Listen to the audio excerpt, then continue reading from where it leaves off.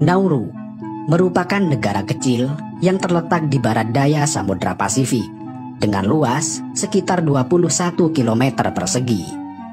Saking kecilnya, negara ini bahkan tidak memiliki ibu kota. Dulunya, negara dengan penduduk sekitar 10.000 orang ini menyandang predikat sebagai negara terkaya di dunia dengan pendapatan per kapita tertinggi di dunia yang mencapai $27.000 Amerika per tahun, jauh di atas pendapatan per kapita Amerika Serikat yang di tahun 1980 sebesar $12.500.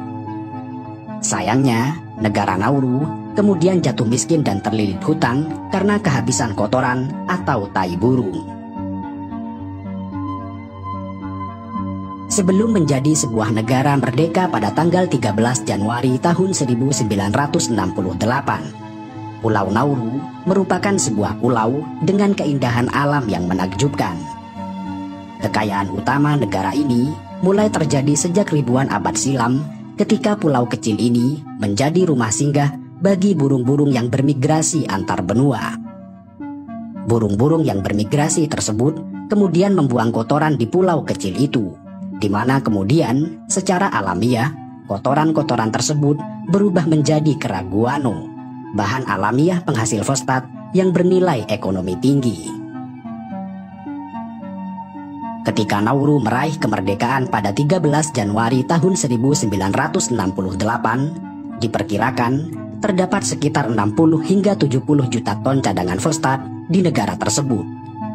Dan sejak saat itu, rakyat Nauru benar-benar menikmati hasil kekayaan alam mereka. Setiap harinya, pekerjaan utama rakyat Nauru adalah bekerja di tambang-tambang fosfat dan menikmati segala kemewahan yang mereka punya. Tidak hanya memiliki uang yang berlimpah, pemerintahan Nauru juga membebaskan pajak dan memberikan subsidi perumahan secara besar-besaran. Mereka memberikan pelayanan publik secara gratis, mulai dari rumah sakit, sekolah, transportasi, layanan air bersih, listrik, dan lain sebagainya. Selain itu, banyak pemuda Nauru yang dikirim ke berbagai universitas bergengsi di Australia dengan biaya dan subsidi penuh dari pemerintah. Bahkan, hanya untuk berbelanja saja, seluruh rakyat Nauru akan berbelanja di Australia atau Singapura dengan menumpang pesawat yang tiketnya juga sudah ditanggung gratis oleh negara. Pada tahun 1976, produksi fosfat di Nauru mencapai 2 juta ton per tahunnya dengan harga $60 juta Australia per tonnya.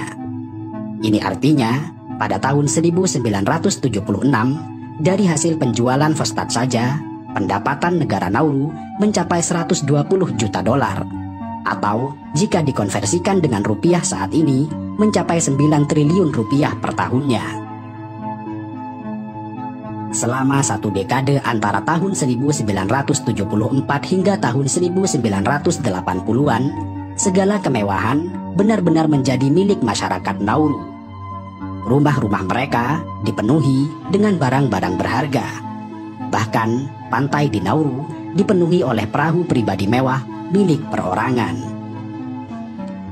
Karena terbuai dengan segala kemewahan itu, rakyat Nauru menjadi lupa bahwa untuk mengelola keuangan, seseorang harus belajar dan bersekolah. Hingga memasuki tahun 1986, pemerintah dan seluruh rakyat Nauru mulai menyadari jika cadangan fosfat di negara mereka mulai berkurang. Pemerintah Nauru yang kebingungan lalu memikirkan cara bagaimana mengelola keuangan negara mereka yang nilainya miliaran dolar.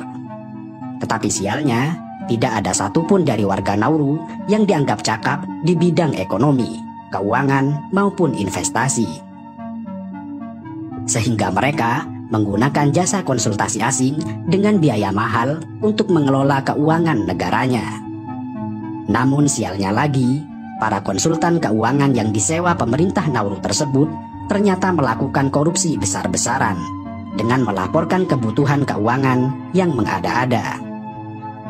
Akibat dari persoalan keuangan itu, pemerintah Nauru kemudian mulai berani berhutang dengan jumlah $239 juta Dan karena dianggap tidak mampu membayar hutang-hutang negara, banyak aset mereka di sejumlah negara itu disita pengadilan. Hingga akhirnya pada tahun 2002, Nauru dinyatakan sebagai negara bangkrut. Dan yang lebih menyedihkan, Nauru tidak hanya bangkrut secara ekonomi.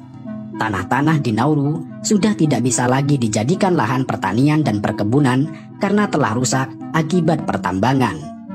Belum lagi, laut mereka juga ikut tercemar akibat limbah tambang. Sejak saat itu, hidup rakyat Nauru benar-benar bersandar pada bantuan FAO melalui makanan siap saji yang kaya karbohidrat, tinggi kadar gula, dan bahan pengawet yang berdampak pada meningkatnya penderita penyakit obesitas yang parah di negara tersebut.